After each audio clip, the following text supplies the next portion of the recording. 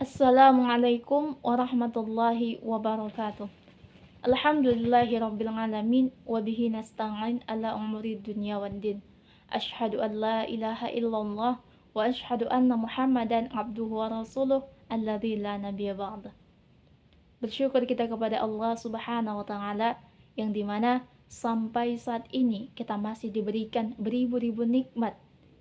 Kita masih bisa merasakan manisnya iman dan Islam.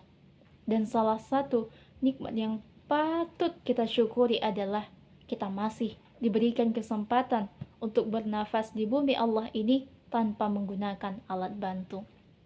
Oleh karenanya, mari sama-sama kita meningkatkan rasa syukur kita dengan cara kita meningkatkan keimanan serta ketakwaan kita kepada Allah Subhanahu wa taala. Dan semoga kita termasuk ke dalam golongan orang-orang yang senantiasa bersyukur kepada Allah. Amin ya rabbal alamin. Sholawat berangkaikan salam, mari sama-sama kita hadiahkan kepada baginda Rasulullah Sallallahu Alaihi Wasallam. Semoga syafaat beliau kita dapatkan di yaumil akhir kelak. Amin, amin ya rabbal alamin.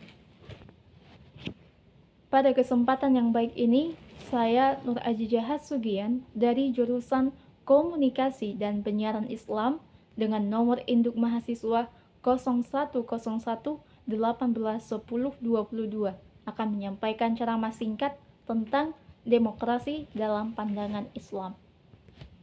Hadirin yang dirahmati Allah dimanapun berada.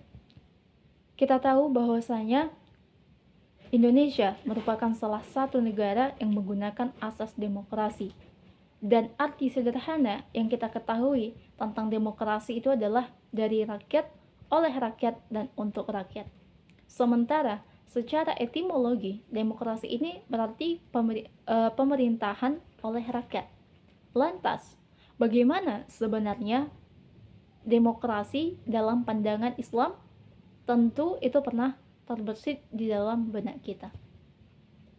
Demokrasi memang bukan diktum atau suatu pernyataan resmi dalam suatu agama, akan tetapi tidak sulit untuk menghubungkannya dengan ajaran Islam itu sendiri.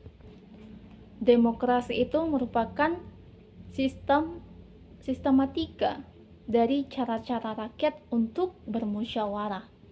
Dan jelas sekali di dalam Islam itu sendiri ada prinsip bermusyawarah untuk memutuskan pengaturan hal-hal yang bersifat kepentingan umum. Dan demokrasi ini digunakan untuk mencapai kemaslahatan kepentingan bersama. Sebagaimana firman Allah di dalam Al-Quran surah Al-Hujurat ayat 13 yang berbunyi, A'udzu billahi minasyaitonir rajim. Bismillahirrahmanirrahim. Ya ayyuhan nasu inna khalaqnakum min dzakarin wa untha wa ja'alnakum syu'uban wa qabaila lita'arafu. Inna akramakum 'indallahi atqakum. Innallaha alimun khabir. Yang artinya adalah, wahai manusia, sungguh kami telah menciptakan kamu dari seorang laki-laki dan seorang perempuan, kemudian kami jadikan kamu berbangsa-bangsa dan bersuku-suku agar kamu saling mengenal. Sungguh orang yang paling mulia di sisi Allah ialah orang yang paling bertakwa. Sungguh Allah Maha mengetahui, Maha teliti.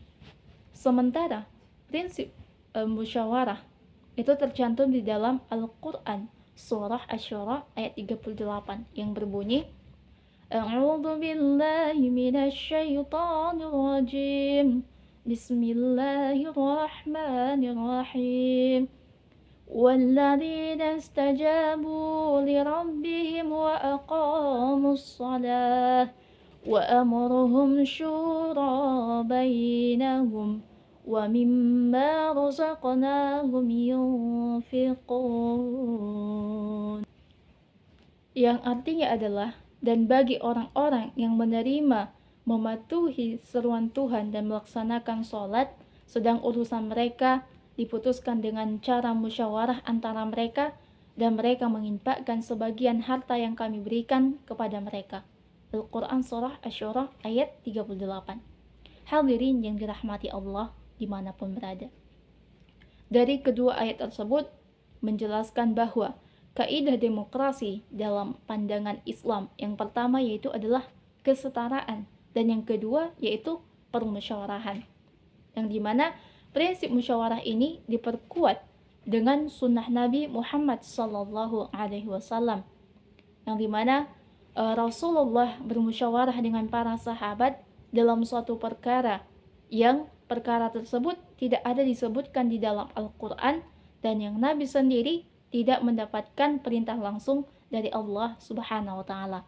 Maka dari itu para sahabat memberi pendapat dan usulan di luar hal yang Nabi sendiri telah pasti akan melakukannya. Nah, adapun kaidah yang ketiga dalam demokrasi menurut Islam itu adalah ta'awun. Ta'awun ini yaitu menyatakan adanya tuntutan untuk kerjasama demi kepentingan Tuhan dan kepentingan manusia itu sendiri. Sama halnya dalam nilai-nilai demokrasi, yaitu menekankan kerjasama dan juga saling tolong-menolong. Nah, kemudian setelah ta'awun, kaidah yang keempat yaitu adalah taghyir atau perubahan, yang dimana dalam kaidah ini menyatakan bahwa manusia memiliki peran besar dalam menentukan perubahan hidupnya. Demokrasi ini menuntut suatu perubahan sejalan dengan perkembangan kesadaran manusia selalu ingin mengadakan perbaikan. Hadirin yang dirahmati Allah, maka kesimpulan yang kita ambil dari demokrasi dalam pandangan Islam itu sendiri bahwasanya demokrasi dalam pandangan Islam itu diperbolehkan karena pada zaman Rasulullah SAW juga menggunakan musyawarah atau demokrasi ketika menghadapi perkara-perkara yang tidak ada tertulis di dalam Al-Quran, dan Nabi Muhammad sendiri tidak mendapatkan perintah langsung dari Allah Subhanahu wa Ta'ala terkait dengan perkara tersebut. Oleh karenanya, cukup sekian ceramah singkat yang dapat saya sampaikan. Semoga kiranya bermanfaat terutama bagi diri saya sendiri dan bagi hadirin sekalian. Allahumma waffiq ila aqwamit thariq. Wassalamualaikum warahmatullahi wabarakatuh.